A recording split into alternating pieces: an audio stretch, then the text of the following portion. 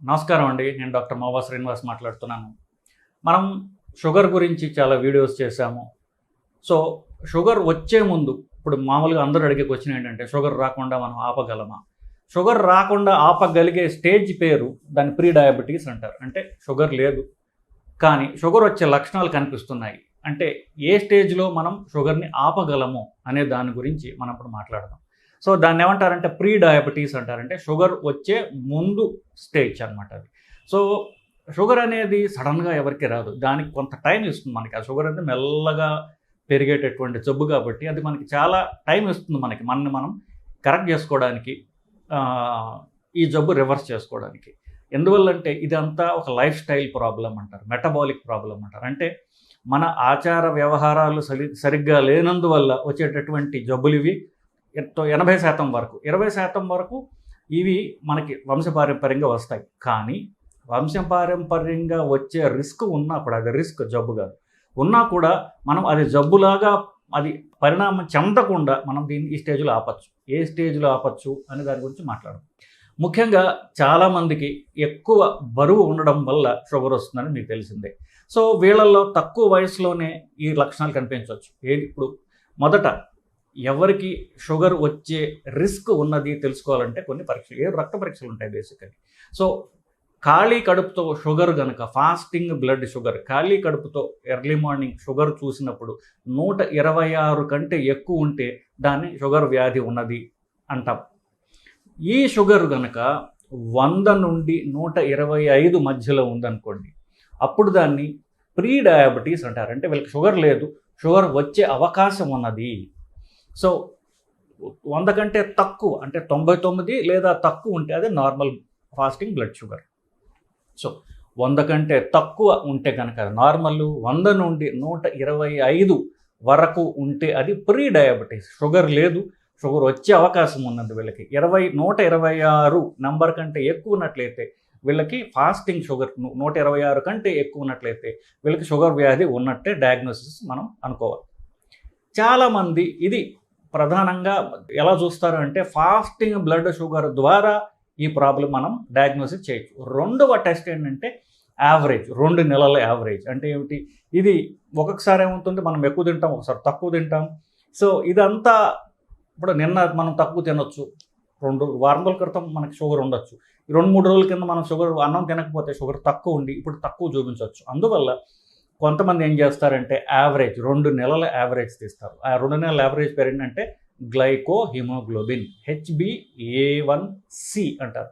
Glyco haemoglobin అంటారు. ఏం లేదు, మామూలు రక్తంలో ఉన్నటువంటి ఎర్ర పిగ్మెంట్ ఏదైతే ఉందో దానిలో షుగర్ అంటుకుంటుంది అనమాట. ఎక్కువ కాలం ఉందనుకోండి, ఎక్కువ మోతాదులో ఎర్ర కణాలకి షుగర్ అంటుకుంటుంది. సో, ఆ ఎర్ర కణం ఉన్నంతసేపు దానిలో షుగర్ యాడ్ అవుతూ ఉంటుంది, రక్తంలో ఉంటుంది కాబట్టి. సో, దీన్ని మనం ఎంత ఉందో మెజర్ చేస్తాం. గ్లైకో HB అంటారు, దాన్ని గ్లైకో హిమోగ్లోబిన్ అంటారు. అది 5.7 నుండి 6.4 వరకు ఉంటే కనుక దీన్ని ప్రీ డయాబెటీస్ అంటారు. 6.5 కంటే ఎక్కువ ఉన్నట్లయితే దాన్ని షుగర్ ఉంది అంటారు. సో, 5.7 నుండి 6.4 మధ్యలో ఉన్నట్లయితే కనుక ఇది షుగర్ లేదు, కానీ షుగర్ వచ్చే అవకాశం ఉన్నది. 6.5% కంటే ఎక్కువ ఉన్నట్లయితే షుగర్ ఉన్నది అని చెప్తాం. కానీ నేను చెప్పినట్టుగా బెటర్ పరీక్ష ఏంటంటే దీనికి నిన్న మొన్న ఫాస్టింగ్ బ్లడ్ షుగర్ ఎట్లా ఉందో అది చూసుకోవడానికి ముఖ్యం. అది నేను చెప్పినట్టుగా 100 నుండి 125 వరకు. సో, పరీక్ష ఎప్పుడు చేయించుకోవాలి? ఏమి రోగ లక్షణాలు మీకు కనిపిస్తే మీరు పరీక్ష చేయించుకోవాలి.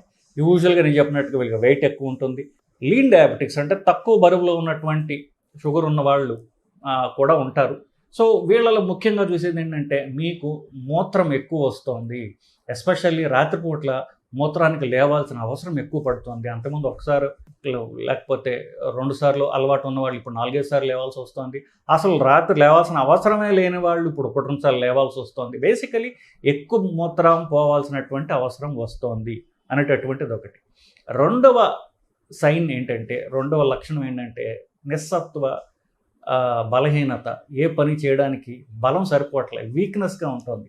అంటే ఫిజికల్గా పని చేయడానికి మీకు వీక్నెస్ అనిపిస్తుంది. మగవాళ్ళల్లో పురుషాంగం పైన ఇన్ఫెక్షన్లు రావడం. సో, ముందు ఫోర్ స్కిన్ అంటారు, దాని కింద కానివ్వండి. సో, ఎక్కువ ఇన్ఫెక్షన్లు రావడం, తెల్ల పొరలాగా వచ్చి కొంచెం మంటలాగా అనిపించడం. ఆడవాళ్ళలో అయితే మూత్రం ఇన్ఫెక్షన్లు ఎక్కువ రావడం. యూరినరీ ఇన్ఫెక్షన్లు ఎక్కువ రావడం. సో బేసికలీ షుగర్ మూత్రం ద్వారా పోతూ ఉంటే ఆ షుగర్ వల్ల ఇన్ఫెక్షన్లు వస్తాయి అనడానికి ఇది ఫస్ట్ అక్కడ వస్తాయన్నమాట. సో మాటికి పురుషాంగం పైన ఇన్ఫెక్షన్లు రావడం, ఆడవాళ్ళల్లో మూత్రం ఇన్ఫెక్షన్లు రావడం, యూరిన్ ఫ్రీక్వెన్సీ పెరగడం, తర్వాత ఎక్కువ వీక్నెస్ అనిపించడం, ఇవి కామన్ సిమ్టమ్స్. అన్కామన్ ఉన్నాయనుకోండి, బట్ ఇవి కామన్గా అందరికీ జరుగుతుంది. ఇవి గుర్తుపెట్టుకుంటే మనకి సరిపోతుంది. సో దానికి రోగ లక్షణాలు చెప్పాను. ఇప్పుడు ఈ లక్షణాలు ఉన్నప్పుడు ఫాస్టింగ్ పరీక్ష చేసుకున్న షుగర్ పరీక్ష చేసినప్పుడు అది ఎంత ఉండాలో కూడా మీకు చెప్పాను.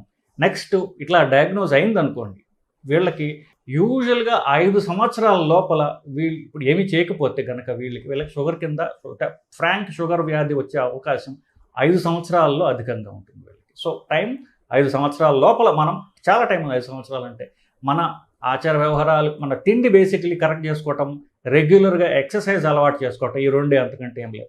తిండిలో అన్నం కార్బోహైడ్రేట్స్ మానేయటం. కార్బోహైడ్రేట్స్ 4 రకాలు. ముఖ్యంగా మనకి అన్నం తినడం, అంటే పండ్లు లేదా తేనె, చక్కెర వాడేటటువంటి స్వీట్స్, 4వది దుంపలు. ఈ 4 మన యూజువల్ తిండిలో కార్బోహైడ్రేట్ సోర్సెస్. ఈ 4 తీసివేయడం ద్వారా తినే తిండిలో కార్బోహైడ్రేట్స్ తగ్గుతాయి. తగ్గిందనుకోండి మీకు రక్తంలో షుగర్ పెరగదు. సో మనకి షుగర్ వ్యాధిని మనం నివారించుకోవచ్చు. సో తిండిలో మార్పులు చేయడం ఒకటి. సో ఇవి తగ్గించి దీని బదులు మీరేం తినాలి? దీని బదులు ప్రోటీన్ ఉన్నటువంటివి తినచ్చు. ఇంకా చెప్పాలంటే మనం ట్రాన్సిషన్ స్లోగా పోవాలనుకుంటే రైస్ బదులు జొన్న రొట్టెలు, రాగి సంగటి, అట్లాగే మీరు సిటీల్లో ఉన్నట్లయితే ఎక్కువగా దొరికేది కినోవా అంటారు, అది తీసుకోవచ్చు. గోధుమ రవ్వ తీసుకోవచ్చు. గోధుమ పిండి కంటే రవ్వ బెటర్, ఎందుకంటే ఫైబర్ ఎక్కువ ఉంటుంది. ఈ 4 తినడం ద్వారా మీరు మీ షుగర్ని తగ్గించుకుంటారు. డయాబెటీస్ కాకుండా కూడా ఆపుకోగలరు. ఎందువల్ల? ఇప్పుడు డయాబెటీస్ ఉంటే 5 ఏళ్లలో మీకు షుగర్ వచ్చేస్తుంది. షుగర్ వచ్చిన తర్వాత ఇంటర్నేషనల్ డేటా ఏంటంటే చాలామందికి పరీక్ష చేసుకున్నప్పుడు 40% షుగర్ వ్యాధి ఉన్నవాళ్ళు డైరెక్ట్ కాంప్లికేషన్స్తో వస్తారు. అంటే షుగర్ కాంప్లికేషన్స్ ఏమిటి? హార్ట్ అటాక్, పెరాలసిస్ అటాక్, ఇట్లాంటివి. సో హార్ట్ అటాక్ వచ్చిన వాళ్ళలో 40% మందికి అప్పుడే షుగర్ డిటెక్ట్ అవుతుంది. అంతకుముందు షుగర్ ఉన్నట్టు వాళ్ళకి తెలియదు. ఇప్పుడు పరీక్ష చేస్తే షుగర్ ఎక్కువ ఉంటుంది. మీకు షుగర్ ఉందా అంటే మాకు ఎప్పుడు లేదు, అసలు మందులే వాడట్లేదు అంటారు. అంటే సడన్గా అప్పుడు షుగర్ రావడం కాదు, షుగర్ ముందే ఉన్నది వాళ్ళకి, కానీ అన్ఫార్చునేట్లీ వాళ్ళకి అది తెలియదు. సో ముఖ్యంగా ఏంటంటే షుగర్ ఆల్రెడీ వచ్చిన వాళ్ళల్లో 40% మంది కాంప్లికేషన్స్తో రావచ్చు. షుగర్ ఉన్న వాళ్ళకి 5 ఏళ్ల ముందే మనకి డయాబెటీస్ అని ఉంటుంది. అప్పుడు షుగర్ మనం ఆపుకోవచ్చు, నివారించుకోవచ్చు. సో ఇదండి, షుగర్ నివారించుకోవచ్చా అనే క్వశ్చన్కి ఇది ఆన్సర్. మీకు టైం ఉంది, 5 ఏళ్ళ టైం ఉంది. దాంట్లో మీరు మెల్లగా మీ తిండిని మార్చుకోండి, ఎక్సర్సైజ్ అలవాటు చేసుకోండి. ఎక్సర్సైజ్ని మీరు ఎంజాయ్ చేసేట్టు రావాలి. ఎందుకు? ఒక ముద్ద అన్నం ఎక్కువ తిన్నా, 1-2 రోజులు అన్నం తిన్నా కూడా ఎక్సర్సైజ్ చేయడం ద్వారా మన పాపం మనం కడుక్కోవచ్చు. సో ఎక్సర్సైజ్ అనేది ప్రధానమైనటువంటి సొల్యూషన్ కూడా. అది చేయగలిగితే మీకు డయాబెటీస్ కాకుండా నివారించుకోవచ్చు అండి. So hope this knowledge will help you. So మీకు ఈ వీడియో నచ్చినట్లయితే దీన్ని లైక్ చేయండి, మీ ఫ్రెండ్స్తో షేర్ చేయండి. కరెక్ట్ సైంటిఫిక్ ఇన్ఫర్మేషన్ ఇచ్చేటటువంటి ఛానల్ మాదే కాబట్టి దీన్ని ప్రాపగేట్ చేయడానికి మీ సాయం మీరు చేయండి. నమస్కారం.